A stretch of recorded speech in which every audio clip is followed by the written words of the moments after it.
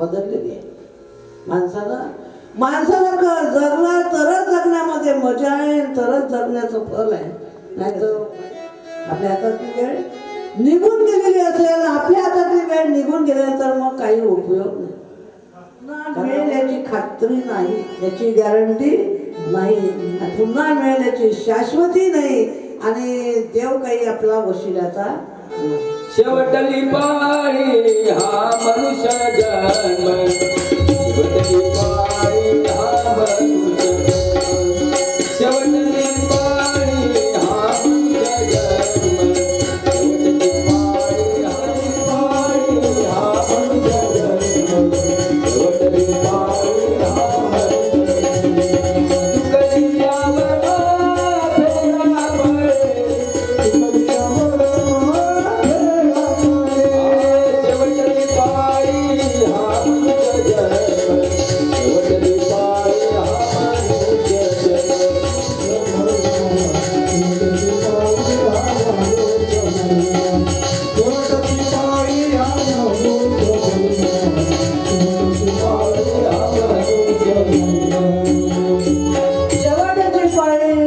हा मनुष्य जन्म. तुकली आवडा फेरा पडे, तुकली आवडा माणसाचा. मग अशी पश्चातापाची वेळ माणसावर येऊ नये. जीवनभर चांगलं जगावं.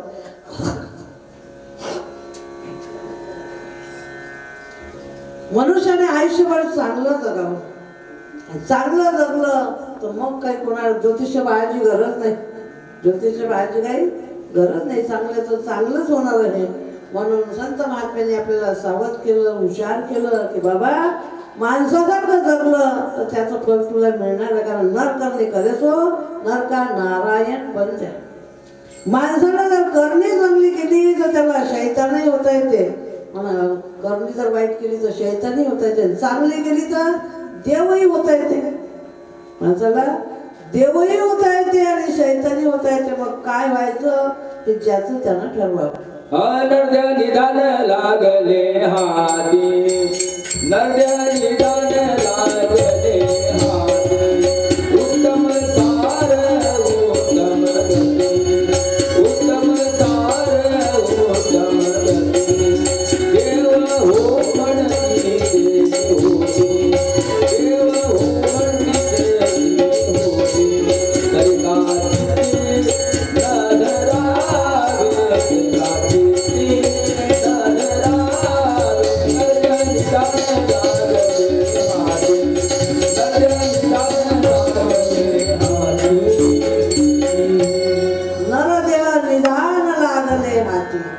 आपल्या हातात एक रत्न लागलेलं आहे. आपल्याला याची किंमत कळत नाही, हा भाग वेगळा. पण हे काय रत्न आहे. नरदेव निदान लागले हाती, उत्तम सार उत्तम गती, देवाची हो म्हणती ते होती, तरी का चित्ती न धरा.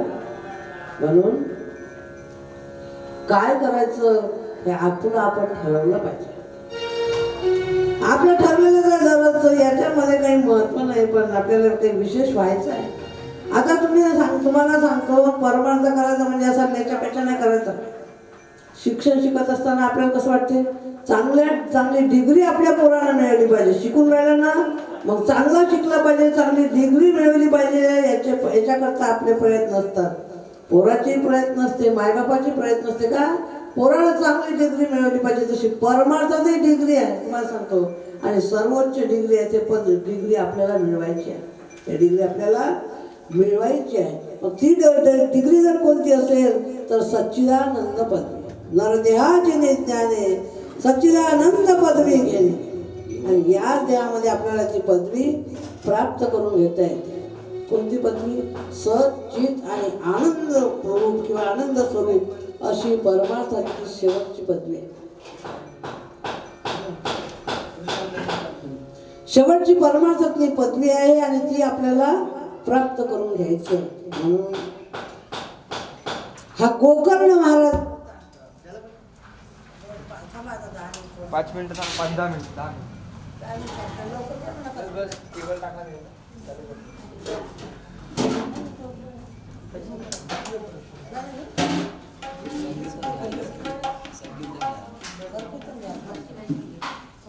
हे श्रीपेशची लाईन टाकून झाल्यानंतर बाहेर गेली नाही.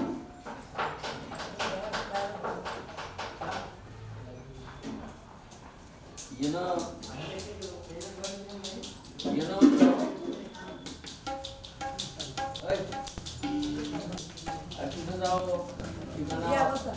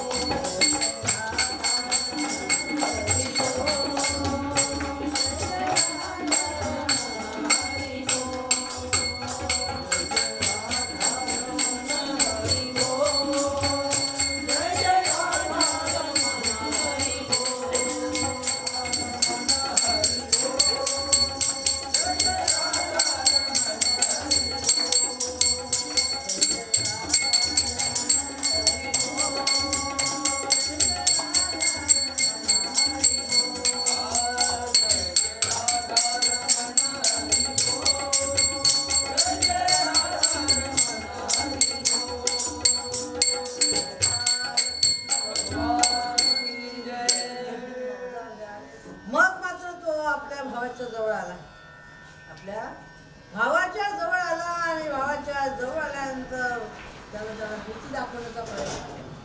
मध्यरात्रीची वेळ होती. भीती दाखवण्याचा प्रयत्न केला. दादा दादा म्हणून आवाज दिला. गोकर्णाला वाटलं आपल्याशी कोण बोलतोय, कोण बोलतोय म्हणून पाहण्याचा प्रयत्न केला, पण त्याला काही कोणी दिसलं नाही. कोणाला? गोकर्णाला. त्याला वाटलं कोणीतरी आवाज दिला असून आपला भ्रम असेल म्हणून तो झोपला. ऐका येते का? म्हणून तो आपला निवांत झोपला. पुन्हा थोड्या वेळाने पुन्हा आवाज दिला, दादा दादा म्हणून आवाज दिला. पुन्हा गोकर्णाची झोप उघडली.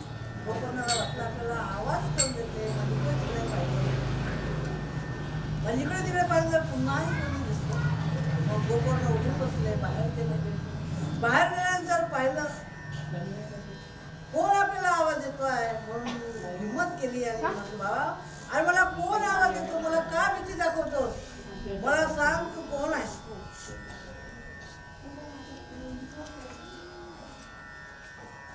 तेव्हा मात्र गोकर्ण जो आहे तो गोकर्ण बाहेर जाऊन जेव्हा विचारायला लागला, तेव्हा त्या पिशाच योनीला प्राप्त झालेल्या धुंदकारीने सांगितलं, म्हणे दादा दुसरं तिसरं कोणीच नाही, मी तुझा भाऊ आहे, धुंदकारी आहे.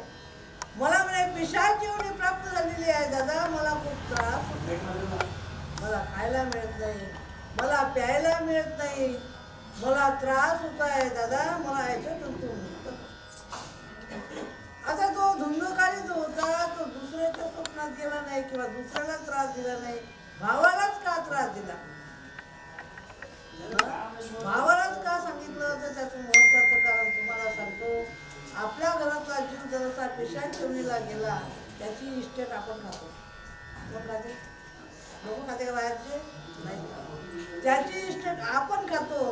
त्याच्यामुळे त्याच्या राहिलेल्या उर्वरित कार्याचे अधिकारी आपण. त्याच्यामुळे तो जर अधिकारी अधोगतीला गेला असेल तर त्याला सद्गती प्राप्त करून देणं आपलं काम. त्याला सद्गती प्राप्त करून देणं आपलं काम आहे. आपल्याच कुळातला माणूस हे करू शकतो. आपला जो कोणी असेल तो त्याला त्या वाईट गतीतून म्हणजे दुर्गतीतून सद्गतीत नेऊ शकतो. दुसरं त्याच्याकरता कोणीही करू शकत नाही. आणि म्हणून तो आपल्या कुळाचा आपल्या घराचा आश्रय धरून असतो. पण लोक म्हणतात पितृदोष लागला त्याला, त्याचे कोणतेही कार्य सिद्ध होत नाही, त्याला त्रास होतो. मग काय एवढा त्रास होतो, त्याला पितृदोष लागलेला असतो. म्हणून पिशाच योनीला गेलेला मनुष्य जो आहे तो आपल्या घराचा आश्रय धरतो, घरातल्या जीवाला त्रास देतो. त्याला वाटते अशाला तरी यांना माझ्याकरता काहीतरी करावं आणि मला वाईट गतीतून चांगल्या गतीत न्यावं. म्हणून आपल्या घरी जर कधी दुर्मरण झालं असेल, वाईट मरण झाले असतील, तर त्याच्याकरता भागवत कथा अवश्य करावी. अवश्य भागवत कथा करावी. आपल्या पद्धतीने जशी करते तशी करावी. का सगळ्या गावात जेव्हा बोलायला पाहिजे असं, पण कथा होणं आवश्यक. आणि मग असा दुर्गतीला गेलेला जो धुंदकारी होता त्यांना विचार केला, आपल्या बाबाला सांगितलं, दादा मला खूप त्रास होत आहे, तू मला याच्यातून मुक्त कर. मग काय केलं, गोकर्णाने मोठ्या मोठ्या लोकांचे सल्ले घेतले. जे परमार्थातले मोठे मोठे अधिकारी आहेत त्यांचे सल्ले घेतले. त्यांना विचारलं, म्हणजे माझा भाऊ पिशाच योनीला गेलेला आहे, त्याला सद्गती मिळण्याकरता, त्याला मोक्ष मिळवून देण्याकरता काय करावं लागेल. कोणी गैला पिंडदान सांगितलं, कोणी पुष्करला सांगितलं. त्याप्रमाणे त्याने गोकर्णाने तीर्थयात्रा केल्या, दानधर्म केला, पुष्करला जाऊन श्राद्ध केलं, गैला जाऊन श्राद्ध केलं आणि मग परत आपल्या नगरामध्ये आला. परत आल्यानंतर तो आपल्या घरी झोपला. पुन्हा मध्यरात्री त्याच्या भावाने त्याला उठवलं, म्हणजे दादा तू माझ्याकरता काही केलेलं नाही, दादा मला खूप त्रास होतो, मला हे दुःख असंही होतं, मला याच्यातून तू सोड. असं जेव्हा सांगितलं तेव्हा मग धुंदकारीने सांगितलं, म्हणजे बाबा तुझ्याकरता मी गैला गेलो, पुष्करला गेलो, दानधर्म केला, तिथे जाऊन श्राद्ध केलं गैला, पण तुला अजूनही मुक्ती मिळाली नाही. नाही म्हणे दादा मला अजूनही मुक्ती मिळाली नाही, मी आहे त्याच स्थितीमध्ये आहे. लोक म्हणतात मग आम्ही नाशिकला गेलो होतो, नाशिकची पूजा केली, तिथली पूजा केली, त्या पूजेनं काही होत नाही. ज्याचं दुर्मरण झालं त्याला भागवताशिवाय दुसरी गती नाही. त्याच्याकरता भागवत करावं, कारण आपण त्याचे अधिकारी आहोत करण्याचे. आपल्यावरच्या जीवाचा उद्धार आपण नाही करू तर कोण करत ना. आपण फक्त पैशाच्या खर्चाला भेटतो, पण त्याच्याकरता आपण काहीतरी त्याला चांगली गती मिळाली पाहिजे याच्याकरता काही प्रवृत्त होत.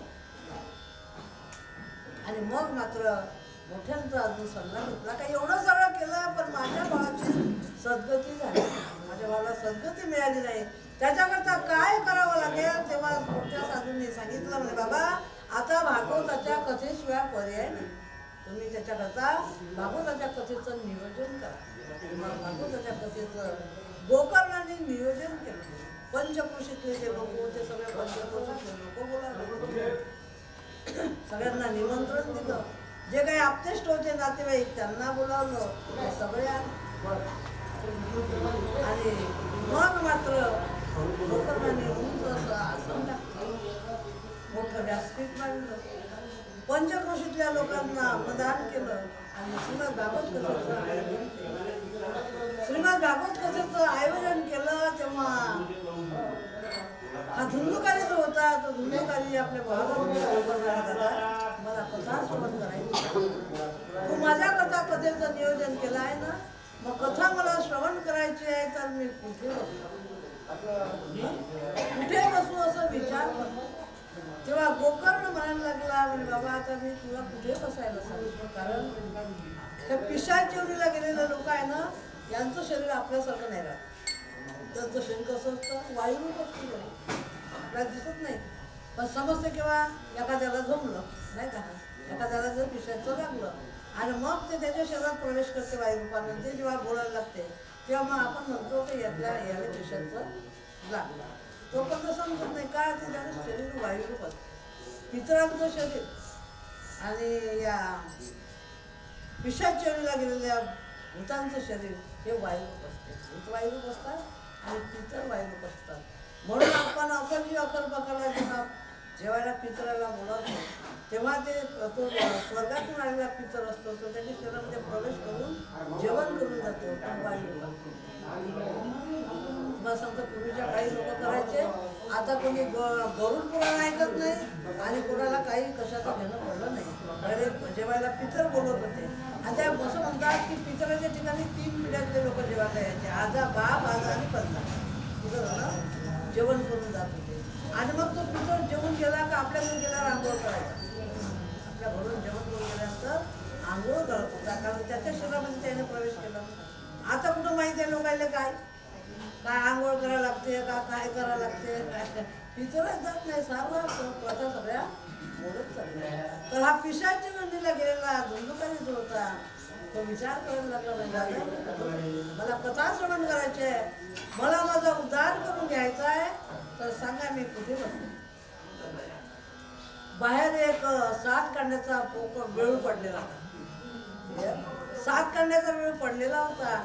त्यानं विचार केला काय याच्या खाली आपल्याला बसता येईल, आणि त्या 7 कांड्याच्या वेळाच्या खाली तो पिशाचीवरीला प्राप्त झालेला गोकर्ण बसलेला. पहिल्या दिवशीची कथा झाली आणि पहिल्या दिवशीची कथा संपल्यानंतर त्याला त्या वेळेला 7 कांडे होते. एक कांड्याचा कडकड आवाज झाला आणि ते फुटलं, एक गाठ फुटली गाठ. वेळाची एक गाठ फुटल्यानंतर त्याला ऊर्ध्वगती मिळाली, तो पुढच्या गाठीपर्यंत गेला. दुसऱ्या दिवसाची कथा ऐकली, दुसऱ्या दिवसाची कथा ऐकल्यानंतर पुन्हा वेळवाची एक गाठ फुटली, कडकड आवाज आला कथा संपल्यानंतर, दुसरी गाठ फुटली. तिसऱ्या दिवशीची कथा संपली तर तिसरी गाठ फुटली, पुन्हा कडकड आवाज आला. चौथ्या दिवशीची कथा संपली, चौथी गाठ फुटली. अशा प्रकारे 7 दिवस श्रीमद भागवताची कथा श्रवण केल्यानंतर हा धुंदुकारी जो होता तो ऊर्ध्वगतीला प्राप्त झाला. त्याला ऊर्ध्वगती मिळाली आणि त्याला मोक्ष मिळाला. मग मोक्ष कशाच्या साधनाने मिळाला, कोणत्या साधनाने मिळाला, तर श्रीमद भागवताच्या श्रवणाने त्या धुंदुकारीचा उद्धार झाला, त्याला मोक्ष मिळाला. कारण भागवतामध्ये एवढी ताकद आहे, भागवताच्या श्रवणामध्ये एवढी ताकद आहे की मनुष्य मुक्तीपर्यंत जाऊ शकतो. आणि परमार्थ प्राप्तीचं मुख्य साधन जर मुख्य श्रवण असते. ज्ञानोबा म्हणतात, श्रवणाचे विषय बैसावे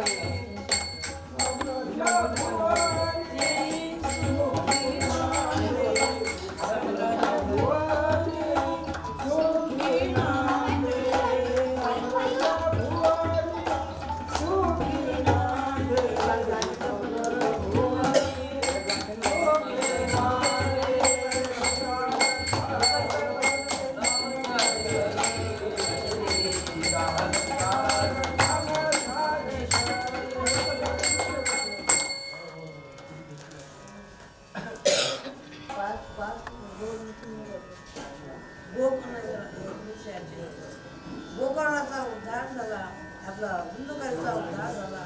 तसा आपलाही उद्धार होण्याकरता वेळ लागणार नाही. पण त्यानं जसं श्रवण केलं, कसं श्रवण केलं, त्याच्या मनाला लागलं होतं. कोणाच्या? धुंदुकारीच्या. त्याच्या मनाला एवढं लागलं होतं की आपला उद्धार झालाच पाहिजे. झाला पाहिजे नाही, झालाच पाहिजे. झालाच पाहिजे अशी जर तना मनाला लागली तर मग उद्धार होण्याकरता वेळ लागत नाही. पण उद्धार झाला पाहिजे तर ते काही खरं. म्हणून गोकर्णाने जसं आपल्या भावाचा उद्धार केला, धुंदुकारीचा उद्धार केला. या बसा इथे लाईट येते, लाईटचं काम. नंतर शुकदेवजी महाराज राजा परीक्षिताला उपदेश करतात. राजा शौनकादी ऋषीचा सुतांना प्रश्न. शौनकादी ऋषी जे होते त्यांनी सुताला प्रश्न केला आणि सुताला प्रश्न केल्यानंतर सुताला प्रश्न करून विचारला. शौनकादिकाने प्रश्न केले, राजा संसाराच्या असार्थतेचं वर्णन केलं. संसाराच्या असार्थतेचं वर्णन केलं. संसार असार कसा आहे? खरंच असार आहे का सार आहे? संसार सार आहे की असार आहे? तर संसार असार आहे, त्याच्यामध्ये सार काही नाही. तुम्ही म्हणाल कसा सार नाही? सार कसा नाही बा? संसारामध्ये सारच नाही. हा सगळा असार संसार आहे. ज्ञानोबा वर्तन करतात, वर्णन करतात. फलकट तो संसार येथे सार. हा संसार सगळा फलकट आहे. पटत नाही पहिल्यांदा, मग केव्हा पटते? जेव्हा म्हातारा होतो ना, जेव्हा घरातले कोणी ऐकत नाही आणि जेव्हा आपल्याला असं वाटते का नाकच आपलं आयुष्यभर मध्ये आपण बरबाद केलं, जे करायला पाहिजे तर ते केलं नाही आणि भलतंच आयुष्यभर केलं, मग तेव्हा पश्चाताप येते की आपण हे नाही केलं असं, ते केलं असं तर बरं राहिलं. तेव्हा नंतर कळते आपल्याला हा संसार कसा आहे, कसा नाही. आपण आयुष्यभर केला, एवढ्या काटेकोरपणे संसार केला की कोणाला दमडी दिली नाही, कवडी दिली नाही, आला तिथे त्याला जीव घातला नाही, कधी दानधर्म केला नाही. सगळं ह्या संसारात घालवलं. आयुष्याचा वेळही संसारात घालवला, आयुष्यही संसारात घालवलं आणि मिळालेली संपत्तीही संसारात घालवली. पण शेवटी काही उपयोग झाला नाही. तेव्हा कळतं जेव्हा पोरं बाळ सून आल्या तशी तोंड उघडते, सासूला ते सहन करत नाही, सासऱ्याला सहन करत नाही. ते म्हणते हे पाहिजेच नाही आता म्हातारे आपल्या घरी, नाही का? हे काही म्हातारे आपल्या घरी. प्रत्येक पुरुषाची भावना भावना होऊन बसली काही आपल्या घरी हे पुढे पाहिजे. म्हाताऱ्या माणसाची खूप अडचण झाली या कलियुगात.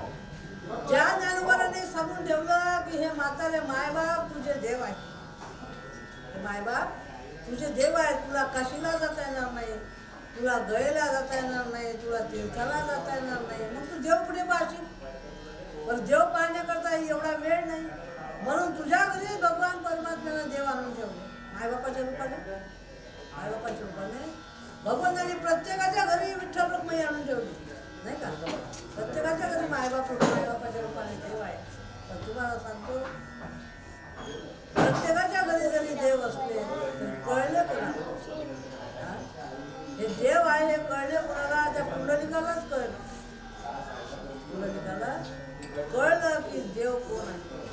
देव कोण आहे? मायबाप देव. कळायला पाहिजे प्रत्येकाला, पण नाही कळत हे आपलं दुर्भाग्य. मला त्या कलियुगामध्ये एखाद्याच घरी असं वाटते त्याची राम राज्य आहे. एखादं घर आहे आम्ही एवढं फिरतो, एखाद्याच घरी त्या मायबापाची किंमत मला तसं वाटतं. पण बऱ्याच ठिकाणी असं आहे की मायबापाला अजिबात किंमत नाही. वाट पाहते कधी कधी करते. या काही पोलीस अशा पाहिजे हे पुढे मरण पटकन मरण तर बरोबर आणि मोकळं होईल असं तू म्हणणारे लोक. मग संसार असार आहे हा शेवटी कळतो. असार आहे म्हणून सुरुवातीला कळत नाही. सुरुवातीला कळायला असतं तर कळलंच नसतं आपण संसारात, नाही का? सुरुवातीला जर कळलं असतं हा संसार असार आहे, कोण करत होतं संसार, नाही का? आपलं संत महात्मा तुकाराम महाराज म्हणतात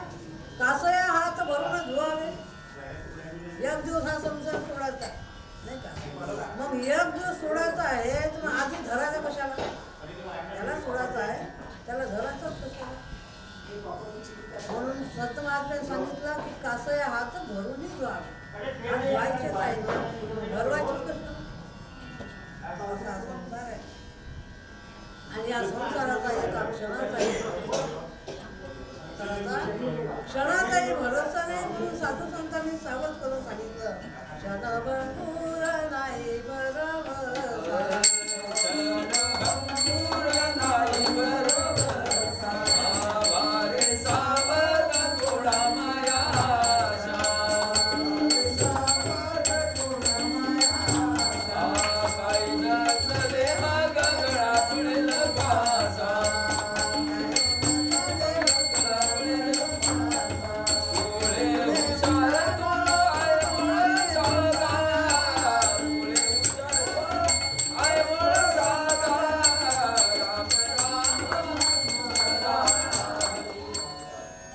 वासुदेवामध्ये तुकाराम महाराजांनी सांगितलं बाबा याच्यावर विश्वासच ठेवू नका की उद्या आपल्याला करता येईल. उद्या करायचे आज करायचे उद्या करायचे आज करायचे उद्या करायचे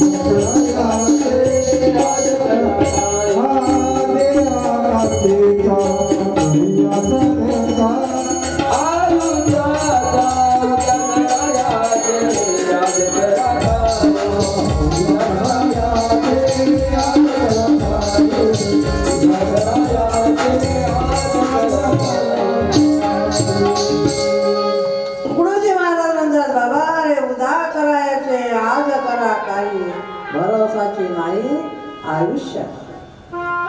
देव काचाच्या नळीच्या सारिका देव कसा आहे काचाच्या नळीसारखा आहे. कोण काय धोका नियम नाही कधी फुटल याचा नेम नाही. काचाची जर नळी आपल्या हातामध्ये असली ती आणि कधी फुटल भरोसा आहे का पटकन जर हातातून खाली पडली तर फुटली. तसा या देहाचा भरोसा नाही.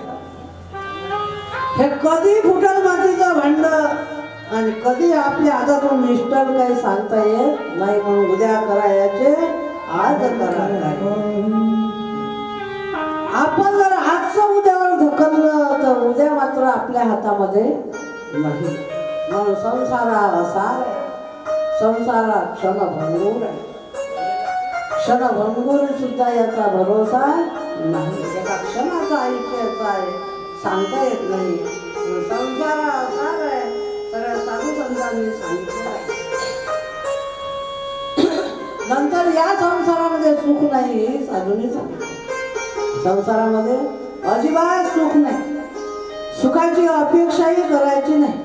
सुखाची अपेक्षा करायची नाही. कंटाळाही करायचा नाही. जीवनामध्ये त्रासही करून घ्यायचा नाही. समजा आपल्या जीवनामध्ये दुःख प्राप्त झालं. प्रत्येकाच्या जीवनामध्ये दुःख आहे. सुखी कोणीही नाही. जगी सर्व सुखी असा कोण आहे विचारे मना तुझी शोधून पाहिजे. मनात वाचिले पूर्व संचित केले तया सारखे भोगने प्राप्त झाले. मग जगामध्ये सुखी कोणी नाही म्हणून विचार करून पाहायचा. दुःख आलं तर माणसानं खचूनही जायचं नाही आणि घाबरायचं नाही. आपलं कसं आहे आपण दुःख आलं का लवकर खचून जातो नाही का.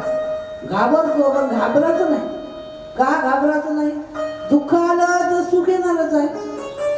नुसतं दुःख काही कायम राहत नाही सुखही काही कायम राहत नाही. सुखानंतर दुःख दुःखानंतर सुख सुखानंतर दुःख हे चक्र सगळं सुरूच असतं. दुःखानंतर सुख आहे म्हणून सुखाची किंमत आहे. सुखानंतर दुःख आहे म्हणून सुखाची किंमत आहे. ठाऊकची आहे संसार दुःखाचा. ठाऊकची आहे संसार दुःखाचा. ठाऊकची आहे संसार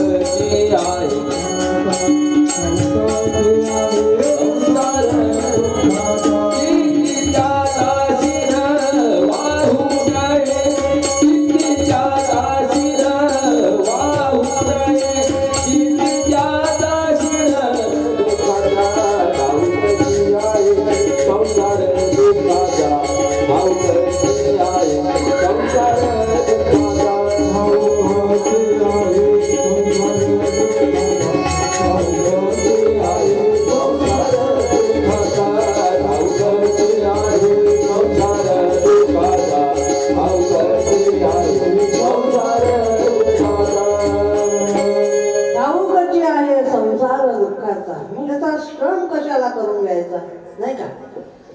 याच्यापासून आपल्याला दुःखच मिळणार आहे हे माहीत असतं. या बहुता आपल्या संचिता वाचू नये.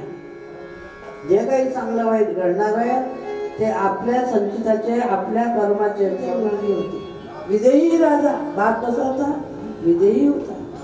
त्या विदेही राजाची मिथिला नगरीची ती राजकन्या होती. जिकडे जर पाहिलं तर ब्रह्मांडाचा नायक, ब्रह्मांडाचा चालक मालक प्रभू रामचंद्र त्याची पत्नी होती. राजा दशरथाची सून होती. सीता काही साधारण होती का आपल्यासारखी? राजकन्या होती.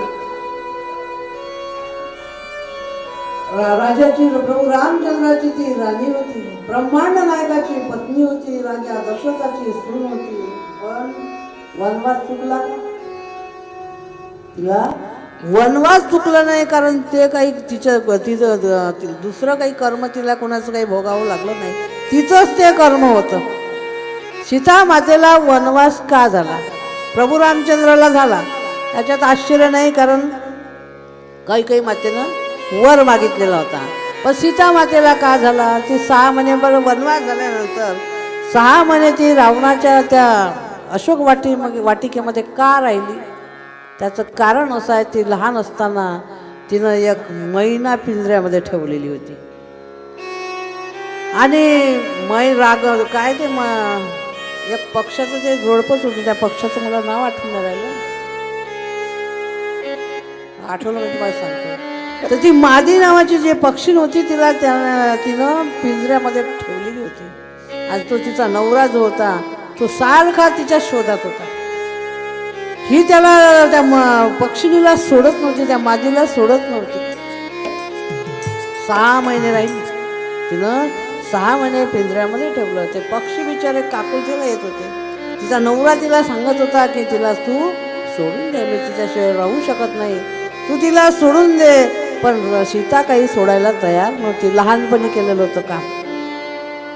तिला पिंजऱ्यामध्ये कोंडून ठेवलेली होती. त्याचा परिणाम असा की तिला 6 महिने रावणाच्या अशोक वाटिकेमध्ये राहावं लागलं. कोणाला? सीतेला. कर्म काही चुकत नाही. भीष्माचार्याला 6 महिने शरपंजरी राहावं लागलं. का? रस्त्याने जात असताना एक सरडा त्या रथाच्या चाकामध्ये जाणार होता. त्या सरड्याच्या अंगावरून रथाचं चाक जाणार होतं, म्हणून भीष्माचार्य खाली उतरले रथावरून. तो सरडा उचलला आणि धरला असं तिला फेकून. त्यांना काय माहीत हा सरडा काट्यावर पडणार आहे. या कसं शेताला कुंपण होतं काट्याचं, आणि तो सरडा त्या काट्यावर जाऊन पडला. आणि काट्यावर जाऊन पडल्यानंतर तो तडफडत तिथंच मेला सरडा. आणि मग मात्र त्या कर्माचा परिपाक, कारण हे व्याजापट्ट्यासकट भरून द्यावं लागतं बरं. ह्या कर्माचं चक्रव्याड व्याज असते. असं नाही का केलं तेवढंच भेटत. या सरड्याला काट्यावर फेकलं होतं, पण भीष्माचार्याला शराच्या बाणाच्या टोकावर राहायला लागलं. शेवटी 6 महिनेपर्यंत त्या बाणाच्या टोकावर राहिले. कोण? भीष्माचार्य. सगळं शरीरातलं रक्त खाली पडेपर्यंत त्या शरीरामध्ये काही त्राण राहिलेला नव्हता. पूर्ण रक्त त्याच्यातून थेंब रक्त बाहेर पडेपर्यंत ते त्या शरीरामध्ये शरपंजरी राहिले. मग तुम्ही म्हणाल का राहिली एवढे दिवस बाणाच्या टोकावर? गेले कशी? नाही तर इच्छा मरणी होते ना, वर होतं त्यांना. का जेव्हा इच्छा होईल मरायची तेव्हाच तुम्ही मराल, असेही काही मरू शकत नव्हते. म्हणून त्या दुर्योधनाच्या घरचं अन्न खाल्लं होतं. अन्न कोणाच्या घरचं खाल्लं होतं? त्या दुष्टाच्या घरचं. तुम्हाला सांगतो, उपास पडला तरी चालेल, पण वाईट लोकांच्या घरी जेवायला जाऊ नये. कारण आपली बुद्धी तशी होते. आपण जसं अन्न खाऊ तशी आपली बुद्धी होते. मग आपल्या बुद्धीमध्ये फरक पडून घ्यायचा नाही. आणि दुष्टाच्या घरी बोलावलं तरी जाऊ नये. सज्जनाच्या घरी गेलं, नाही दिलं तरी त्याच्या घरचं पाणी तरी मागून प्यावं. स्वतः मग म्हणावं का द्यावर पाणी थोडंसं. कोणाच्या घरी? सज्जनाच्या घरी. पण दुष्टाच्या घरी किती पावनदार असेल तरी खाऊ नये. भीष्माचार्याने दुर्योधनाच्या घरी अन्न खाल्लेलं होतं, आणि म्हणून शरपंजरी लावून पूर्ण रक्त इथं सांडवलं शरीरातलं. त्या अन्नामुळे रक्त बनलं ना, तिथे सांडवलं आणि शरीर पवित्र केलं. आणि शरीर पवित्र केल्यानंतर मग मात्र भगवान श्रीकृष्ण परमात्मा त्यांना भेटायला आलेले होते. कोणाला? भीष्माचार्याला. शरपंजरी पडले तेव्हा. आणि भीष्माचार्याला भेटायला आल्यानंतर मग मात्र भीष्माचार्याला पाहून भगवंताला वाईट वाटलं. देवाला वाईट वाटलं, कारण भीष्माचार्य म्हणजे साधे नव्हते. पितामह भीष्माचार्य आयुष्यभर ब्रह्मचर्य पाळलं बापाकरता. आपल्या बापाकरता आयुष्यभर ब्रह्मचर्य पाळलं शंतनू राजाकरता. असे ते महान त्यागी होते. आणि मग भगवान श्रीकृष्ण परमात्म्याने त्यांच्याकडे पाहिलं, भगवंताला भरून मग भीष्माचार्याला विचारलं, म्हणजे पितामह तुमची काय इच्छा आहे? तुमची शेवटची इच्छा पूर्ण करण्याकरता मी इथे आलेला आहो, सांगा म्हणे तुमची काय इच्छा आहे? तेव्हा भीष्माचार्याने सांगितलं, म्हणे देवा आणि मला आता काही इच्छा शिल्लक राहिली नाही, मला आता शरीर सोडायचं. माझं शरीर आता पवित्र झालेलं आहे, माझं शरीर निष्कलंक झालेलं आहे, पवित्र झालेलं आहे. आणि तुम्हाला सांगतो, मराच्या पहिले भाग आपल्या गरुड पुराणामध्ये दिलेला आहे, मराच्या पहिले शरीर पवित्र करूनच मेलं पाहिजे. मरेपर्यंत मरणाऱ्या माणसाला खाऊ घालू नका.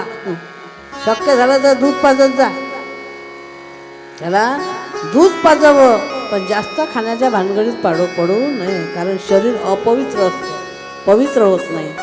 शरीरामध्ये अन्न साठवलेलं आहे, मलमूत्र त्याचं होते ना, आणि ते भरूनच शरीर सोडतो. त्याच्यामुळे गरुड पुराणात दिलं आहे का हे शरीर अपवित्र होते. पण मरताना म्हणजे उपोषित राहून शरीराचा त्याग केला पाहिजे. आपण म्हणतो एवढं असून उपाशीच मेला, उपाशी मेला नाही, उपाशी मरणं चांगलं आहे. तुम्हाला सांगतो, मराच्या वेळी आग्रह करू नये मरणाऱ्या माणसाला, त्याच्या तोंडात हे टाकू दे, हे आणलं पाहिजे, ते आणलं पाहिजे. पोरगी आली भेटायला, बाबा मी हे आणलं, मी ते आणलं, खा थोडंसं, खा थोडं, खायला खा. जोपर्यंत चांगला खाण्यासारखा होता तर चांगलं नाही, आता खा का करतं, त्याच्यामध्ये काही मजा नाही. म्हणून मराच्या वेळी माणसानं अन्नाचा त्याग करावा. आपल्याला समजते जाणाऱ्या माणसाला की आपण आता जास्त दिवसाचे नाही, आपला आता संपत आलेला आहे, अन्नाचा त्याग करावा. तुम्ही कोणती गोष्ट सांगून राहिली होती आता तुम्हाला? अन्नाचा त्याग. भीष्माचार्य. तर भीष्माचार्यांनी अन्नाचा त्याग केलेला होता. त्या दुष्ट जगाच्या अन्नाचं जे रक्त होतं ते सगळं खाली पडलं. आणि मग भगवंतानं विचारलं, म्हणे तुमची इच्छा पूर्ण करण्याकरता मी आलेला आहो, पितामह सांगा तुमची काय इच्छा आहे? भीष्माचार्याने सांगितलं, म्हणे देवा आता माझी काही इच्छा शिल्लक राहिलेली नाही, मला आता शरीर सोडायचं आहे. पण माझी एकच इच्छा आहे की मी शरीर सोडताना, मी प्राण सोडताना तुम्ही माझ्या डोळ्यासमोर असावे, तुम्ही माझ्या डोळ्यासमोर असावे. याच्यापेक्षा श्रेष्ठ भाग्य कोणतं आहे? इतना तो करुणा स्वामी जब प्राण तन से निकले, गोविंद नाम लेके जब प्राण तन से. गंगा जी का तट हो, यमुना का बंसी वट हो, मेरा सावरा निकट हो, जब प्राण तन से निकले. देवा आता मला असं वाटतं की या शरीरातून प्राण जाणार आहे, पण त्याच्या आधी तू माझ्याजवळ असावास. तू माझ्याजवळ असला की माझं जे आयुष्यभराचं जे होतं सार्थक, ते सार्थक झाल्याशिवाय राहणार नाही. शेवटी भीष्माचार्य म्हणतात, देवा अरे पितांबरी कसी हो, छबी मन में ये बसी हो, होठों पे कुछ हसी हो, जब प्राण तन से निकले. ज्यावेळी मी आता हे शरीर सोडून जाईन ना देवा, तेव्हा तू असा मला दिसावास. कसा दिसावा? पितांबरी कसी हो, छबी मन में ये बसी हो, होठों पे कुछ हसी हो, जब प्राण तन से निकले. माझ्या शरीरातून प्राण जाईल ना देवा, त्यावेळी तू माझ्यासमोर असा दिसावा. गंगा जी का तट हो, जमुना का बंसी वट हो, मेरा सावरा निकट हो, जब प्राण तन से निकले. पुन्हा देवाला मागितलं, देवा जब कंठ प्राण आहे कोणी रोग ना सतावे. देवा एवढं करतो, ज्या वेळेला माझ्या शरीरातून प्राण निघून जातील ना, त्यावेळेला मला काही रोग होऊ नये, मला कोणत्याही प्रकारचं. महाराजांनी तुझं पायदळ पाणी म्हणजे बाई, जब कंठ प्राण आए कोई रोग ना सताए, यम दर्शना दिखाए जब प्राण तन से निकले। शेवटी भगवान परमात्म्याला भीष्माचार्य मागणी मागतात, देवा माझी एवढी इच्छा आहे, माझी एवढी इच्छा आहे की शेवटी तू माझ्याशी असं वागावं, माझ्या शरीरातून प्राण जातील जब कंठ प्राण आहे, कोई रोग ना सताए, यम दर्शना दिखावे जब प्राण तन से निकले। मग शेवटी त्यांनी सांगितलं, एक भक्त की है अर्जी, तुझ गर्ज की है गर्जी, आगे तुम्हारी मर्जी। माझं तर एवढं मागणं आहे, पण देवा तुझी काय इच्छा आहे? आगे तुम्हारी मर्जी जब प्राण तन से निकले। अशा प्रकारे मनुष्यांना जीवन जगत असताना असं जगावं, कारण असा संसारातूनही आपल्याला उच्च गती प्राप्त करून घेता येते। मरणाच्या वेळी देवाचं नाम मुखामध्ये यावं, भगवान परमात्मा डोळ्यासमोर दिसावा, यमाचं दर्शन डोळ्यासमोर दिसू नये, ही जीवनाची खरी कमाई आहे। अंतकाळी ज्याच्या नाम आले मुखा, अंतकाळी ज्याच्या नाम आले मुखा, अंतकाळी ज्याच्या नाम आले मुखा, अंतकाळी ज्याच्या नाम आले मुखा, अंतकाळी ज्याच्या नाम आले मुखा, अंतकाळी ज्याच्या नाम आले मुखा। तुका म्हणे सुखा पार नाही, सुखा पार नाही, तुका म्हणे सुखा पार। अंतकाळी ज्याच्या नाम आले मुखा, अंतकाळी ज्याच्या नाम आले मुखा, अंतकाळी ज्याच्या नाम आले मुखा, अंतकाळी ज्याच्या नाम आले मुखा, अंतकाळी ज्याच्या नाम आले मुखा, अंतकाळी ज्याचे नाम आले मुखा, अंतकाळी ज्याच्या नाम आले मुखा, अंतकाळी ज्याचे नाम आले मुखा। अंतकाळी ज्याच्या नाम आले मुखा, तुका म्हणे सुखा पार नाही। एवढ्या करताच परमार्थ करायचा आहे, बाकी कशा करताच परमार्थ करायचा नाही। आपलं जीवन परिपूर्ण झालं पाहिजे, संसारात लेकरं बाळ सुखी झाले पाहिजे, शिकले पाहिजे, नोकऱ्या लागल्या पाहिजे, एका घराचे 4 घरं झाले पाहिजे, एका एकराचे 10 एकर झाले पाहिजे, याच्याकरता परमार्थ करायचाच नाही। आपला नाही म्हणून आपला होत नाही, आणि आपला होण्याची अपेक्षा करू नये। मग आपला कोण आहे? तर देव आपला आहे, आणि त्याला आपला करण्याचा प्रयत्न आपण करावा। आणि आपुला तो एक देव करून घ्यावा, आपुला तो एक देव करून घ्यावा, आपुला तो एक देव करून घ्यावा, आपुला तो एक देव करून घ्यावा। केने विना जीवा सुख नोहे, केने विना जीवा सुख नोहे, केने विना जीवा सुख नोहे। येरते माहिते दुःखाची जनेची, येरती माहिते दुःखाची जनेची, येरती माहिते दुःखाची जनेची। तेणे विना जीवा सुख नोहे, तेणे विना जीवा सुख नोहे, तेणे विना जीवा सुख नोहे। येरते माहिते दुःखाची जनीची, येरते माहिते दुःखाची जनीची, येरते माहिते दुःखाची जनीची। हे जगतातल्या सर्व जे आपल्या डोळ्यासमोर घटना घडतात, सगळं दिसते, जे सगळं आकाराला प्राप्त झालेलं आहे, हे सगळं माईक आहे। हा आकार कोणी धारण केला? मायेनं धारण केलेला आहे। याच्यामध्ये देवाचं काही नाही, देवाचं काही हे सगळं माईक आहे, आणि माईक असल्यामुळे हे सगळं एक दिवस दुःख देणारं आहे। जे मायाकृत आहे ते माणसाला दुःख देतं, ईशकृत आहे ते दुःख देत नाही। जे देवानं निर्माण केलं ना ते कधीच दुःख देत नाही। तुम्हाला सांगतो, लक्षात ठेवा, जे देवानं निर्माण केलं ते दुःख देत नाही। मग दुःख कोण देतं? तर आपण जीवानं निर्माण केलं, जे मायेनं निर्माण केलेलं आहे ते दुःख देतं। भगवान परमात्म्याने स्त्री निर्माण केली, पुरुष निर्माण केला, नाही का? हे जगत परमात्म्याने निर्माण केलं. पण आपल्या गावातली जर कोणतीही बाई मेली तर माणूस रडते का? आपल्या गावातली कोणतीही बाई जर मेली तर माणूस रडते का? का रडत नाही? ते देवानं निर्माण केले. ते बाई जरी असली तरी देवाने निर्माण केलेली आहे. पण बायको मेली तर रडल्याशिवाय राहत नाही. देवानं स्त्री निर्माण केली, पण बायको माणसानं निर्माण केलं. बायको देवाने निर्माण केली का? बायकोशी नातं कोण लावलं? नवऱ्यानं लावलं. म्हणून याला दुःख होते. म्हणजे मायेनं लावलेलं नातं माया दुःख देते. देवाची सृष्टी, देवाच्या सृष्टीतला कोणताही घटक दुःख देत नाही.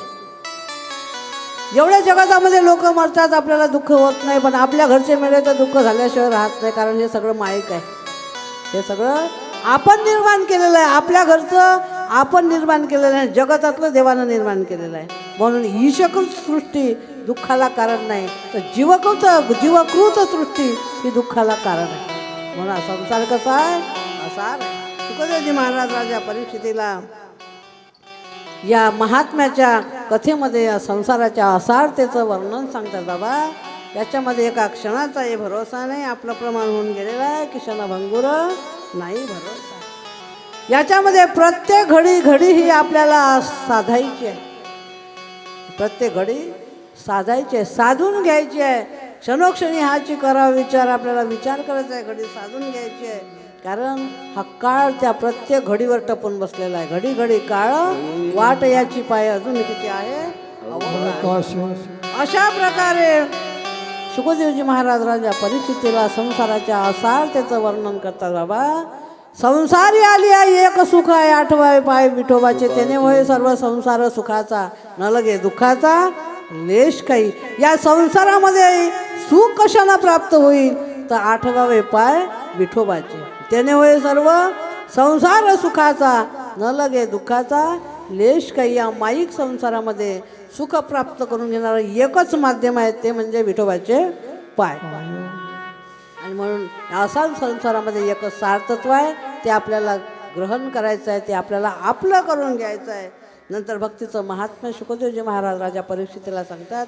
आपलं सकाळच्या सत्रामध्ये आपण भक्तीचं महात्म्य पाहिलेलं आहे.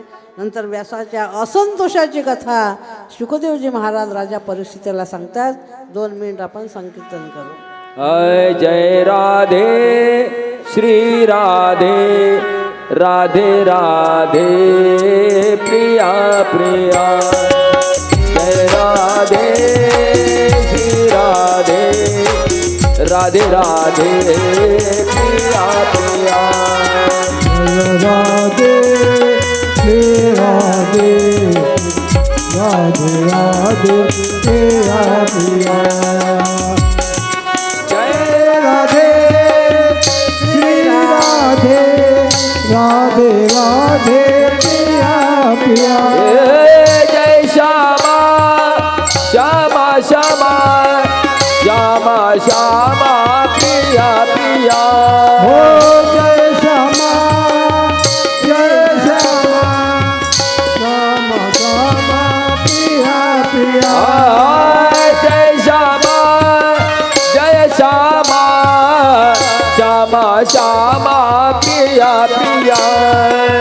जय श्यामा, जय श्यामा, श्यामा श्यामा प्रिया प्रिया. जय श्री राधे, राधे राधे प्रिया प्रिया. जय राधे श्री राधे, राधे राधे प्रिया प्रिया. जय राधे, श्री राधे, राधे राधे प्रिया प्रिया. जय श्यामा श्री श्यामा, श्यामा श्यामा प्रिया प्रिया. हो जय श्यामा, जय श्यामा, श्यामा श्यामा प्रिया प्रिया. जय राधे श्री राधे, राधे राधे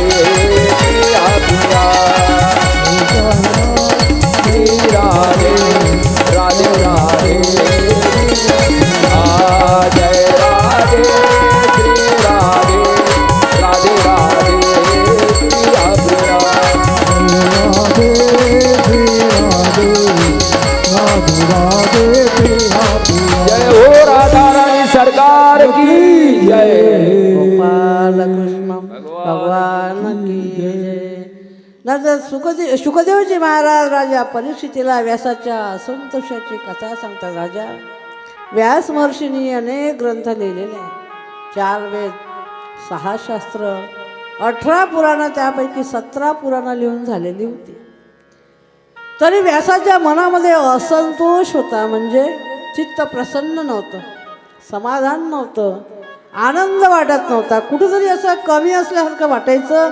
आपलं कसं एखादं काम करत असताना आपल्याला असं वाटते आपलं एखादं सुटलं, कुठं आपण जायला निघाला आणि एखादी वस्तू आपण विसरलो, तसं मनात वाटते कुठंतरी असं काहीतरी हरवल्यासारखं. तसं व्यासांना असं वाटायचं की आपलं काहीतरी राहून गेलेलं आहे, आपलं काहीतरी राहिलेलं आहे ना, आपल्याला ते पूर्ण करायचं असं सतत वाटायचं. मग आता कोणाला विचारावं आपल्या मनाची स्थिती? कारण व्यास महर्षी काही साधारण नव्हते. ज्यांची एवढी मोठी महती, ज्यांनी एवढे मोठे ग्रंथ लिहिले, त्यांचं काही साधारण होतं का? एवढ्या मोठ्या अधिकाराला प्राप्त झालेले आपण विचारावं कोणाला? म्हणून एक दिवस नारदाला विचारलं. म्हणे, नारद महर्षी, मी एवढं मोठं लिखाण केलं, 4 वेद लिहिले, 6 शास्त्र, 17 पुराणं लिहून झाले, तरी मला असं वाटते की माझं मन कुठेतरी असं हरवल्यासारखं वाटतं, कमी वाटतं. म्हणजे कारण काय असेल? तेव्हा नारदाने सांगितलं, म्हणे, व्यासा, तू सगळं लिहिलं, सगळे ग्रंथ तू आत्मसात केले, पण मला वाटते भगवान श्रीकृष्ण परमात्म्याचं चरित्र तू काही अजून लिहिलेलं नाही. जोपर्यंत तू हे चरित्र लिहत ते भगवान परमात्म्याचं, तोपर्यंत काही तुझ्या चित्ताला समाधान प्राप्त होणार. आणि मग नारदाच्या म्हणल्याप्रमाणे व्यास महर्षींनी मग श्रीमद भागवताची निर्मिती केली. आणि जेव्हा श्रीमद भागवताची निर्मिती करीत असताना 10व्या स्कंदामध्ये भगवंताचं परिपूर्ण वर्णन केलं, तेव्हा मग मात्र व्यासांच्या मनातला जो असंशय होता तो असंशय दूर झाला. म्हणजे त्यांच्या मनातला जो असंतोष होता तो दूर झाला. मन तेव्हा आनंदित झालं. तुम्हाला सांगतो, लता मंगेशकर आहे ना, तिचं असं म्हणणं होतं की मी आतापर्यंत अनेक गीतं गायले, अनेक पदं गायले, नाट्य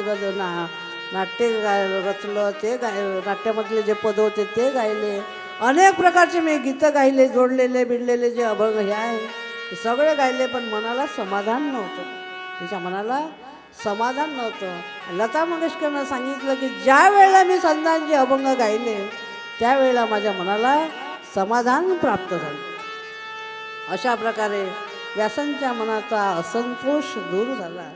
नंतर शुकदेवजी महाराज राजा परिस्थितीला भगवंताच्या 6 गुणाचं वर्णन करून सांगतात. भगवंताच्या ठिकाणी 6 गुण आहे. आपल्या ठिकाणी भगवंताने जर एखादा गुण दिला तर आपल्याला असं वाटते आपल्यासारखं दुसरं कोणीच नाही. म्हणजे आपल्याला जेवढं समजते, आपल्याला जेवढं येते तेवढं कोणालाच येत नाही, अशी आपली भावना असते. एकच गुण दिलेला असतो, तो काही परिपूर्ण नसतो आपला. थोडंसं जर एखाद्याला भगवंताने दिला तर त्याच्या मोबदल्यामध्ये आपल्याला असं वाटते की आपल्यासारखं दुसरं कोणीच नाही. अल्पज्ञान परी गर्व शिरोमणी, मनबुद्धी ज्ञानी कोण आहे, अशी आपली अवस्था असते. तो भगवान परमात्मा तो 6 गुणांना पूर्ण आहे. ऐका, यश, श्री, औदार्य, ज्ञान, वैराग्य, ऐश्वर्य, हे 6 गुण झाले. ऐका, यश, श्री, औदार्य, ज्ञान, वैराग्य, ऐश्वर्य, हे 6 गुणवर अवस्थित येतं, म्हणूनही तो भगवंत. हे 6 गुण त्याच्या ठिकाणी आहे, म्हणून त्याला भगवंत म्हणतात. आणि असा हा भगवंत त्याच्या 6 गुणाचे वर्णन करतात. भगवान परमात्म्याच्या ठिकाणी अनेक प्रकारचे गुण आहेत. अनंत गुण, अनंत म्हणती माझी या स्वामी ते, अनंत गुण तय ते म्हणून या. उगीच त्या देवाला अनंत नाव पडलं का? त्याच्या नामामध्ये फार मोठं रहस्य आहे. भगवान परमात्म्याच्या नामामध्ये खूप रहस्य आहे. एका नामामध्ये सगळं रहस्य भरलेलं आहे. मग तुकाराम महाराज म्हणतात अनंत नाम आहे त्याला. अनंत म्हणते माझी आस्वामी ते, अनंत गुण तया ते, म्हणून हे अनंत गुण त्याच्या ठिकाणी आहे, अनंत नाम त्याच्या ठिकाणी आहे. एका नामाची जर आपण थोरवी गायला गेलो तर दिवस कमी पडते, जेवढं भगवंताच्या नामाचं रहस्य आहे. भगवंतानं एक नाम धारण केलं होतं विश्वंभर, आणि आहे त्याला विश्वंभर नाव. तर हा भगवान परमात्मा आणि अर्जुन दोघंही एक दिवस बसलेले होते. नामाची थोरवी कशी आहे तुम्हाला सांगतो त्याच्या नामामध्ये किती रहस्य भरलेलं आहे. विश्वंभर नाम धारण केलं आणि अर्जुन म्हणतो देवा तुम्ही मला सगळे नामं दिले पण तुम्ही आपलं विश्वंभर नाव मला अजून दिलेलं नाही. म्हणजे का दिलं नाही? एवढं मोठं या नावामध्ये असं कोणतं रहस्य आहे की तुम्ही मला सगळं देऊ शकता, माझ्या सगळ्या इच्छा पूर्ण करू शकता, पण विश्वंभर नाम देऊ शकत नाही. मनात आलं, त्याची बायकोही बनाला भगवान परमात्मा, मागे पुढं पाहत नाही, अर्जुनाची बायको बनला सुभद्रा. मनात इच्छा निर्माण झाली, सुभद्रा इथे पाहिजे होती, हा पठ्ठा सुभद्रा सुद्धा झाला त्याच्यासोबत. आणि मग सर्व काही करताना विश्वंभर नाव मला का देत नाही?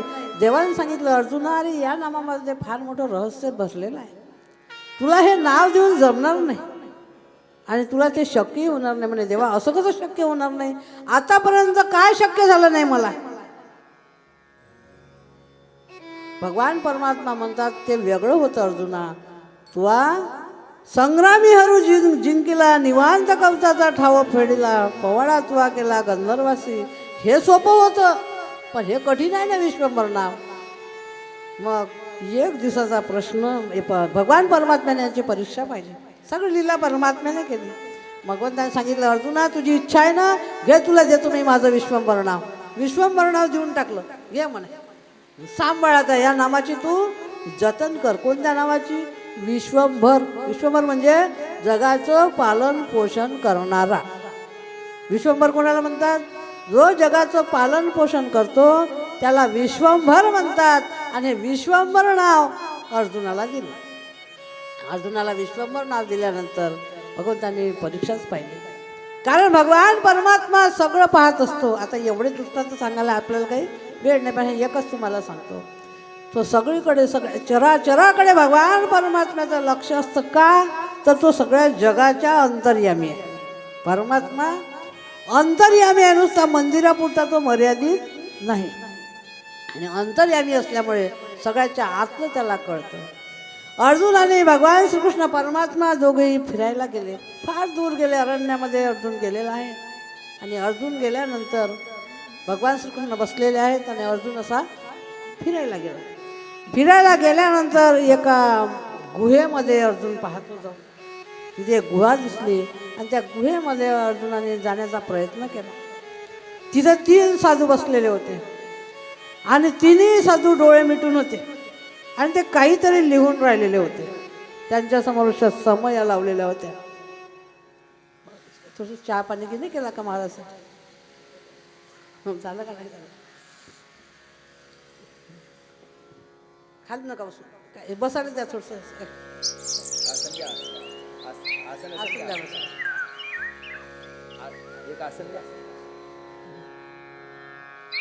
घोंगडी बिगडी आणली. 3 साधू बसलेले आहेत, तेही डोळे मिटून बसलेले. महाराज बी भागवतकार आहे आणि इथं बसले असतं तर काय झालं असतं? इथं बसले असते. डोळे मिटून साधू बसलेले आहेत आणि साधू बसले असल्याने त्यांच्यासमोर दिवे लावलेले होते आणि त्या दिव्याच्या प्रकाशाने ते लिहायचे. आणि नेमकं या अर्जुनाने ते विश्वंभर नाव धारण केलेलं होतं. भगवान परमात्मा आतापर्यंत त्यांचं सगळं पाहत होतं. त्यांच्या गुहेमध्ये लिहत असलेल्या साधूच्या दिव्यातलं तेल सुद्धा परमात्मा पाहत होता. त्यांच्या दिव्यामधलं तेल कमी झालं की काय झालं हे पाहण्याचं काम विझू नये म्हणून भगवान परमात्मा डोळ्यात काजळ घालून पाहत होता. आणि या अर्जुनाने ते नाव धारण केल्यानंतर भगवंताने आपलं दुर्लक्ष केलं. आणि गुहेमध्ये जाऊन पाहतात तर 3 साधू बसलेले होते, लिहून राहिलेले होते आणि त्यांच्या दिव्याच्या ज्योती ज्या होत्या त्या मंदावत चाललेल्या होत्या. त्यांचं तेज असं दिव्याचं कमी होत चाललेलं होतं. आणि तेज मंदावत चालल्यानंतर एकाला जाग आली, म्हणे आपला दिवा विझण्याच्या बेतात आहे. मग एकाने दुसऱ्याला सांगितलं, म्हणे काय म्हणे आतापर्यंत आपला दिवा कधी असा मालवला नाही, असं तेज कमी झालं नाही, म्हणे आज कसं काय हे घडलेलं आहे. मग त्यांनी डोळे लावले जर पाहिलं त्यांना कळलं की म्हणे या आपला तो परमात्मा होता, त्यानं आपलं नाव हे काढून टाकलेलं आहे आणि दुसऱ्या कोणाला तर दिलेलं आहे. दुसऱ्याला सांगितलं, अर्जुन तिथेच होता बाजूला. त्याला सांगितलं अरे बाबा म्हणे आपला जो भगवान परमात्मा होता, आपल्या दिव्यामध्ये तेल टाकणारा जो विश्वंभर होता, त्या परमात्म्याला म्हणे त्याच्या कोणी अर्जुन नावाच्या भक्ताने म्हणे आपलं नाव मागितलं, त्याचं विश्वंभर नाव त्यानं मागितलं म्हणे आणि भगवंताने त्याला देऊन टाकलं म्हणे विश्वंभर नाव. पण या विश्वंभर नावामधलं रहस्य त्याला माहीत नाही म्हणे की या नावामुळे काय करावं लागतं हे त्याला कळलं नाही म्हणे, म्हणून त्याने ते नाव मागून घेतलं. पण म्हणे हे दिव्यातलं तेल सुद्धा त्या विश्वंभर नावामुळे, त्याच्यामुळे म्हणजे ते नाव धारण केल्यामुळे ते सुद्धा दिव्यामध्ये तेल टाकावं लागतं, सगळ्या जगाचं पालन पोषण करावं लागतं, हे काही त्याला कळलं नाही म्हणे. आणि म्हणून आतापर्यंत भगवान परमात्मा हे सगळं पाहत होता आणि ते डिपार्टमेंट आता अर्जुनाकडे गेलेला आहे म्हणे. तो जीव आहे, तो अल्पज्ञ आहे, तो काही सर्वज्ञ नाही. भगवान परमात्मा सर्वज्ञ होता, त्याच्यामुळे सगळं पाहू शकत होता, पण हा अल्पज्ञ आहे, हा पाहू शकत नाही. म्हणून म्हणे आपल्याला आपल्या या दिव्यामधलं तेल कमी पडलेलं म्हणे. असं आहे का म्हणे. मग ते आपसामध्ये चर्चा करत होते, अर्जुनाने ऐकून घेतलं आणि अर्जुनाने पटकन धाव घेतली, भगवान परमात्म्यापर्यंत गेला आणि सांगितलं म्हणे, देवा हे तुझं विश्वंभर नाव तुझं तुला लखला. तुका म्हणे त्याचे नाव विश्वंभर, तुका म्हणे त्याचे नाव विश्वंभर, तुका म्हणे त्याचे नाव विश्वंभर, तुका म्हणे त्याचे नाव विश्वंभर. नाव विश्वंभर, तुका म्हणे त्याचे नाव विश्वंभर, तुका म्हणे त्याचे नाव विश्वंभर, तुका म्हणे त्याचे नाव विश्वंभर. त्याचे निरंतर ध्यान करी, त्याचे निरंतर ध्यान करी, तुका म्हणे त्याचे नाव विश्वंभर, तुका म्हणे त्याचे नाव विश्वंभर, तुका म्हणे त्याचे नाव विश्वंभर, तुका म्हणे त्याचे नाव विश्वंभर. तुका म्हणे त्याचे नाव विश्वंभर, तुका म्हणे त्याचे नाव विश्वंभर, तुका म्हणे त्याचे नाव विश्वंभर, तुका म्हणे त्याचे नाव विश्वंभर, त्याचे निरंतर ध्यान करी. अशा प्रकारे भगवान परमात्म्याच्या नावामध्ये फार मोठं रहस्य भरलेलं आहे. आपली वेळ संपुष्टात आलेली आहे, पण तरी थोडंसं आज कथेमध्ये विक्षेप झाला, लाईट नसल्यामुळे थोडंसं 5-10 मिनिट आपण घेऊ, चरित्र पूर्ण करून कथेला आपण विराम देऊ. तर भगवंताच्या या 6 गुणाविषयी माहिती आपण आता थोडक्यामध्ये ऐकलेली आहे. नंतर शुकदेवजी महाराज राजा परीक्षितीला नारदाचं पूर्वचरित्र आणि उत्तरचरित्र या दोन्ही चरित्राची कथा सांगतात. भगवान श्रीकृष्ण परमात्म्याचं वर्णन करीत असताना व्यास महर्षींनी महात्म्यामध्ये हे चरित्र वर्णन केलेलं आहे. नारद महर्षी जे आहे पूर्वजन्मामध्ये एक दासीपुत्र होते आणि दासी म्हटल्यानंतर ती काही स्वतंत्र नसते. दास म्हणा, नोकर म्हणा, हा परतंत्र असतो आणि परतंत्र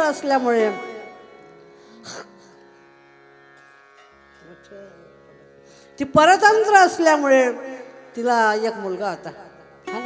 वडील लहानपणीच गेलेले होते आणि नारद छोटे होते. छोटे असल्यामुळे मग सांभाळायला कोणी नव्हतं, त्याच्यामुळे आईच्या सोबत जावं लागेल. मग आई एका ब्राह्मणाकडे दास्यत्व करत होती आणि नारद महर्षी तिच्या सोबत जायचे. एक वेळेला त्या ब्राह्मणाच्या घरी, ब्राह्मण साधारण होता, वेदसंपन्न होता, आणि त्या ब्राह्मणाकडे काही साधू यायचे आणि साधू चातुर्मास त्याला यायचे. साधूचा संन्यासाचा चातुर्मास हा 2च महिन्याचा असतो. अजूनही पंढरपूरला त्या कुकुरमुंडेकर मठामध्ये साधू येतात, चातुर्मास असतो पण 2 महिन्याचा. तसा या साधूंचा चातुर्मास असायचा आणि चातुर्मासाला साधू आल्यानंतर, आता हे कसं माझ्या मागं राहते, तसं ते व्यास महर्षी, आपलं नारद महर्षी आईच्या मागे यायचे. आणि मग ते साधू आल्यानंतर त्या साधूंच्या सेवेमध्ये तो पोरगा राहायचा मागे.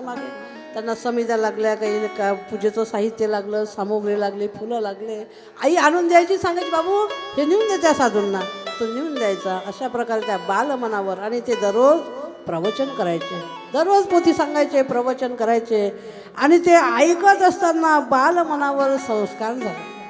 तुम्हाला सांगतो, शाळा कोणाला शिकवते? शाळेत कोणाचं नाव घेते? डंगऱ्या 50 वर्षाच्या 60 वर्षाच्या माणसाचं घेते का? जे 6 वर्षाचे आहे, 5 वर्षाचे, त्यांचे नाव शाळेत घेतात का? तर जे शिकवलेलं आहे ते त्यांच्या डोक्यामध्ये बसते, कारण बाकीचं काहीच नसते, म्हणून ते डोक्यामध्ये बसते, म्हणून त्यांचे नाव शाळेमध्ये घेतात. बालमनावर संस्कार होतात. तुम्हाला सांगतो, वेळ कोवळा आहे ना, तोपर्यंत त्याला कसं बी केलं, कसंही वाकवलं तरी वागता येते. वेळवाला कोवळा आहे तोपर्यंत, मग सूप बनवा, टोपल्या बनवा, त्याचे हारे बनवा. आपण शेतकरी लोक आपल्या सगळ्यांना माहीत आहे काय काय बनवायचं ते सगळं बनवत आहे. ते परडे बनवा, कधी कुठपर्यंत तो कोवळा आहे तोपर्यंत. आणि तो एकदा का जरड झाला पण मोडन पण वाकणार नाही, नाही का. मग मोडतो पण तो काही वाकत नाही. तसं आपलंही तसंच आहे, नाही का. तर त्या बालमनावर संस्कार झाले आणि बालमनावर संस्कार झाल्यानंतर हे सगळं ऐकलं, संसाराच्या असारतेचं वर्णन ऐकलं, संसार कसा आहे हे ऐकलं. आणि मग हे सगळं ऐकत असताना ऐकत ऐकत ऐकत गेल्यानंतर संसाराविषयी तुच्छता मनामध्ये निर्माण झाली आणि होत असते. मी आपलं स्वतःचं सांगत नाही, पण जेव्हा एकनाथी भागवत ऐकलं, 10व्या वर्गात होते मी, एकनाथी भागवत ऐकत असताना मनावर असं असा परिणाम झाला. ते भागवत ऐकत असताना हा संसार तुच्छ वाटायला लागला, वाटतो. बालमनावर संस्कार होता, तसे या नारदाच्या मनावर संस्कार झाले. साधूचं दररोज दररोज दररोज दररोज चिंतन ऐकल्यानंतर मग मात्र त्यांचं मन भगवंताच्या प्रेमाने भरून गेलं. तुम्हाला सांगतो, एखादा जड जरी बुद्धीचा मनुष्य असला आणि त्यानं जर सतत सतत सतत सतत जर ऐकलं, समजा एखाद्याचा देवावर नाही राहत विश्वास, विश्वासामध्ये मनुष्य कुठेतरी कमी पडतो, असे जरी जडबुद्धीचे मनुष्य असले पण वारंवार ऐकणं सोडायचं नाही, ऐकणं सोडायचं नाही. असे जर आपण जडबुद्धीचे माणसं जरी ऐकत राहिले तर कुठेतरी त्यांच्या अंतःकरणामध्ये जागा तेव्हाविषयी होते. जसं आता पूर्वीचे घरं, आता आहे म्हणा स्लॅबचे घरं, पण पूर्वीच्या घराची आपण गोष्ट करू. वळणीचं जर पाणी जर खाली जर दगड असला वळणीच्या पाण्याखाली, आता ते स्लॅबचं पाणी जिथून पाईप पडते तिथं जर एखादा दगड असला, ते पाणी आता दगड आहे, तो काय दगड आहे, पण त्याच्यावरही सारखी पाण्याची धाड पडली तर तिथं खड्डा पडते ना. दगडाला सुद्धा खड्डा पडतो त्या सतत पाण्याच्या धारेने.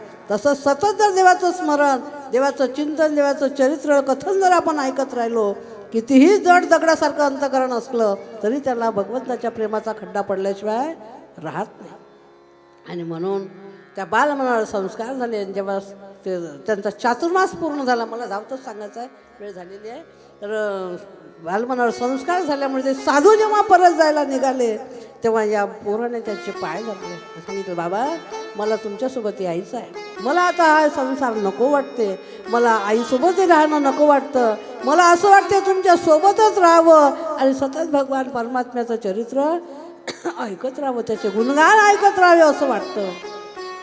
साधूंनी सांगितलं, बाबा आम्ही तुला नेलं असतं, पण एक कारण, अरे तुझी आई आहे ना, तिला तुला सांभाळायचं आहे. अरे आई हाच तर खरा देव आहे, माणसाला देव कळला पाहिजे. मी मगाशी सांगून गेली की मायबापासारखं दैव दुसरं कोणी नाही, आई हे दैवत आहे, तुझी आई हे देव आहे. आणि बाबा आणि तिला तुझ्याशिवाय दुसरं कोणीच नाही, तिला म्हातारपणाची आंधळ्याची काठी तूच आहेस, त्याच्यामुळे आम्ही तुला नेऊ शकत नाही. आणि तुझी आई जे गेल्यानंतर मग मात्र आम्ही तुला घेऊन जाऊ, पण जोपर्यंत तुझी आई आहे तोपर्यंत तू तिच्या सहाऱ्यानं राहा, तिला तुझा सहारा आहे, आधार आहे. हे ऐकल्यानंतर नारदाला अजून रडायला लागला. नारद महर्षी म्हणायला लागले, हा माझा प्रतिबंध आहे, माझ्या भक्तीतला हा प्रतिबंध आहे. आज जर माझी आई प्रतिबंध नसती तर मी साधूबरोबर गेलो असतो आणि माझं जीवन मी आनंदामध्ये घालवलं असतं. दैवयोगाने एक दिवस नारदाची आई धार काढण्याकरता गोठ्यामध्ये गेली. बिचारी दासीच होती, त्याच्यामुळे जावंच लागत होतं. आणि मंद अंधकारामध्ये पहाटेच्या वेळी त्या गोठ्यामध्ये ती गायची धार काढण्याकरता गेली. रस्त्यानं असं म्हणजे असा प्रकाश नसल्यामुळे काय आहे काही दिसत नव्हतं आणि काही नाही हेही दिसण्यासारखं नव्हतं, एवढा अंधार होता. म्हणून त्या मंद अंधकारामध्ये ती गेलेली आहे. गोठ्यामध्ये गेल्यानंतर जात असताना तिचा पाय एका सापावर पडला. सापावर पडल्यानंतर तो काही गुदगुल्या करणार आहे का, त्याने दंश केला आणि तो विषारी असल्यामुळे ती तिथे गतप्राण झाली. नंतर नारदाला कळलं आपली आई गेलेली आहे. नारदाला खूप दुःख झालं, कारण एकच आश्रय होता, आईशिवाय. वडील तर आधीच गेलेले होते, त्याच्यामुळे आईशिवाय दुसरा आश्रयच नव्हता आणि आपला आश्रय आता मावळलेला आहे, आपला आधार गेलेला आहे. म्हणून नारद महर्षीला दुःख झालं, रडायला लागले. पण दुसरीकडून एक आनंदही झाला, आई मेली याचं दुःखही झालं आणि आपला प्रतिबंध गेला याचा आनंदही झाला. आईचा सगळा विधी उरकवल्यानंतर नारद महर्षी अरण्यामध्ये गेलेले आहे, कारण मन वैराग्याने परिपूर्ण भरलेलं होतं. मनामध्ये वैराग्य होतं की कधी मला देव भेटेल, कधी मला साधूची संगती भेटेल, कधी माझं जीवन परिपूर्ण होईल, ही मनाला लागलेली तन्मयता होती. आणि मग नारद महर्षी अरण्यामध्ये गेलेले आहे. एक हेमाडपंथी महादेवाचं मंदिर पाहिलं आणि नारद महर्षी तिथे बसून ध्यानधारणा करून राहिलेले आहे. तेवढ्यामध्ये भगवान परमात्म्याने एक झलक दाखवली आपल्या स्वरूपाची आणि एका स्वरूपाची झलक दाखवली. सांगितलं म्हणजे नारदा, तुला या जन्मामध्ये माझी प्राप्ती होणार नाही. माझी प्राप्ती जर करून घ्यायची असेल तर तुम्हाला पुढचा जन्म घ्यावा लागेल. या जन्मामध्ये काही होणार नाही. म्हणून परमार्थामध्ये घाई करून चालत नाही. तुका म्हणे नाही चालत तातडी प्राप्त काळ घडी आल्याविन. प्राप्त काळ घडी आल्याशिवाय आपलं काही चालत नाही. किती घाई करा परमार्थात, पण आपल्या नशिबात जर परिपूर्ण होण्याची जर संधी नसेल तर जीवन परिपूर्ण होतच नाही.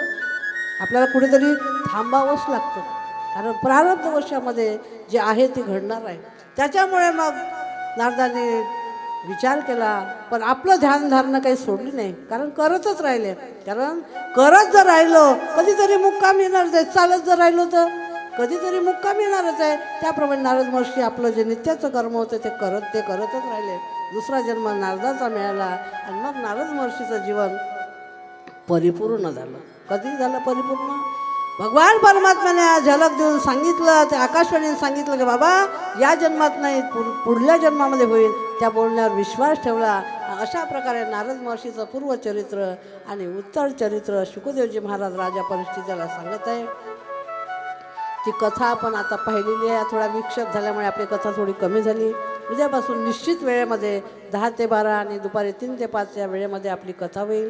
आणि बहुसंख्येने यायचं आहे असं समजायचं नाही का भाऊ हा बाबा भाऊंच्या घरचा कार्यक्रम आहे आणि आपण कसं जायचं. हां, आपल्याला पत्रिका आली नाही, आपल्याला निमंत्रण मिळालं नाही असा विचार करू नका. कारण कोंबडा कोणाचाही ओरडे नाही का. आपल्याला जाग आली ना, दिवस निघाला हे कळलं ना, हे महत्त्वाचं आहे. कोणी का करेना भागवत, आपल्याला ऐकायला मिळून राहिलं ना. आपण नियोजन करून नाही करू शकत एवढं मोठं, मग कोणी करेना. आपल्याला ऐकायला मिळालं हे आपलं कथेचा लाभ घ्यायचा आहे. सर्वांनी यायचं आहे, सर्वांना निमंत्रण आहे कथेच्या श्रवणाचं. एकट्याचा नवे खेळ म्हणून मिळविला. आता हरिपाठ आहे, पुढे 7 ते 9 कीर्तन आहे, म्हणून जास्त वेळ काही घेणार नाही. 2 मिनिट आपण संकीर्तन करू. राधे राधे गोविंद गोविंद राधे राधे राधे गोविंद गोविंद राधे राधे राधे गोविंद गोविंद राधे राधे राधे गोविंद गोविंद राधे राधे राधे गोविंद गोविंद राधे राधे राधे गोविंद गोविंद राधे राधे राधे गोविंद गोविंद राधे राधे राधे गोविंद गोविंद राधे गोविंद राधे गोपाल राधे गोविंद राधे गोपाल राधे हे गोविंद राधे गोपाल राधे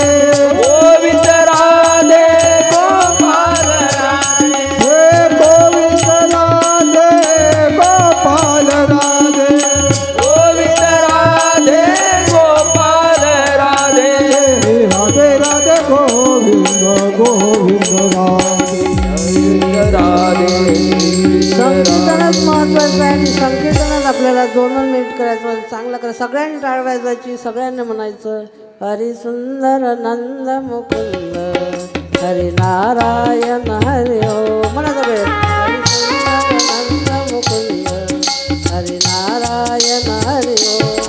नारायण हरी मुकुंद हरि नारायण हरि ओ. हरी केशव हरी गोविंद हरी नारायण हरी ओ. हरी केशव नंद हरि नारायण हरि हरी केशव नंद मुकुंद हरी नारायण हरी ओ. हरि केशव नंद मुकुंद हरि नारायण हरि हरी सुंदर नंद मुकुंद हरी नारायण हरी ओ. हरि सुंदर नंद मुकुंद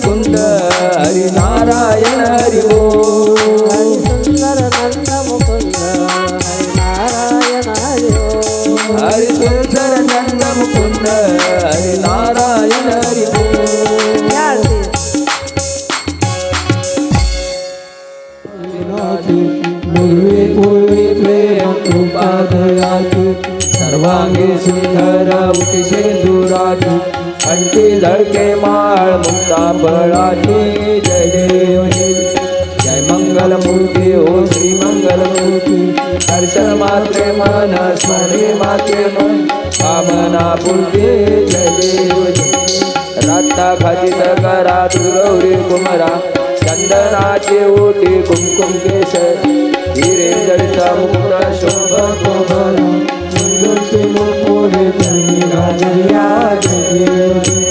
जय मंगल मूर्ती ओ श्री मंगल मूर्ती दर्शन मात्रे मन स्मरणे मात्रे कामना पूर्ती जय देव लंबोदर पीतांबर परिमल बंधन सरळ सोंड वक्र तुंड त्रिनय दास रामाचा वटपाय सगळं संकटी पावावे निर्वाणी रक्षावे सुरवर बंधन जय देव जय मंगल मूर्ती हो श्री मंगल मूर्ती दर्शन मात्रे मन स्मरणे मात्रे मन कामना पूर्ती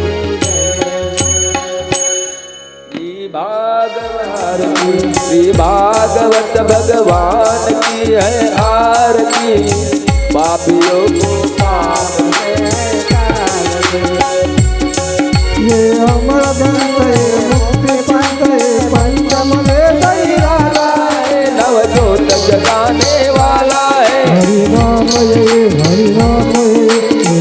मंगल की आरती पापियों को पाप से श्री भागवत भगवान की है आरती पापियों को पाप से है तारती ये शांत गीत पावन पुनीत पापों को मिटाने वाला है हरि दर्श कराने वाला भेद करने दूसरन के आरती पापियों को पाप से तारती श्री भागवत भगवान की है आरती पापियों को पाप से है तारती मधुर बोल मग पंत खोल सन मार्ग बताने वाला है बिगड़ी को बनाने वाला बिगड़ी को बनाने वाला है बिगड़ी को बनाने वाला है हे राम ये घनश्याम हे राम ये घनश्याम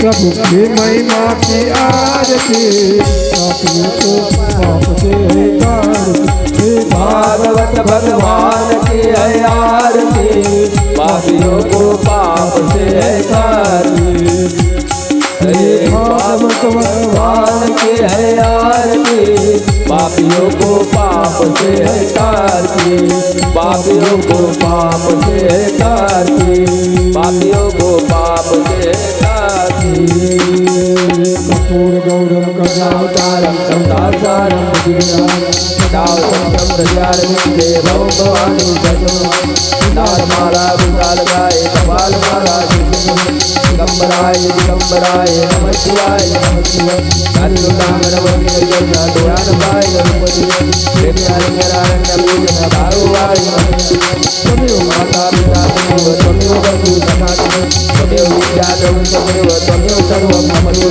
आय वाचाम सिद्ध्या वा बुद्ध्या वा पंचि करोमि सकल परस्मै नारायण समर्पयामि अधिपति नारायण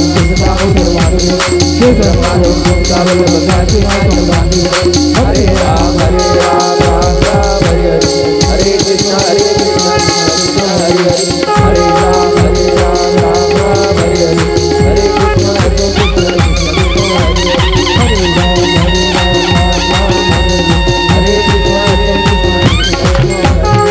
बालकृष्ण भगवान की जय जय जय श्री राधे जय जय श्री राधे जय जय श्री राधे श्याम ओम यज्ञनित्यमिदन्त देवास्तानि धर्माणि प्रथमानि आसनं तेहं नाकं महिमानो ददातु कुबेराय वैष्णवाय महाराजाय नमः ओम स्वस्ति साम्राज्यं भोजं स्वराज्यं वैराज्यं पारणेष्टं राज्यं महाराज्यम् आधिपत्यमयं समन्तपर्याय स्यात् सर्वभौमा शान्तादा परार्धात् पृथ्वी समंतपर्यंताय एक वर्षते सकळ मंगळे ईश्वर निष्ठांची मानियाळी अनवर्त भूमंडळी भेट दूतया बुधा चला कल्पतरुची अर्भ चेतना चिंतामणीचे गाव बोलते जे अर्णव पियुषांचे चंद्रमे जे लांछन येथ म्हणे श्री विश्वेश्वराहू होईल दान पसावू येणेवर श्री ज्ञानदेव सुखिया झाला येणेवर श्री ज्ञानदेव सुखिया झाला येणेवर श्री ज्ञानदेव सुखिया झाला. मंत्र पुष्पांजली टाकून द्या, आधीच पाहिजे ते वाटलं नाही म्हणून उशीर झाला.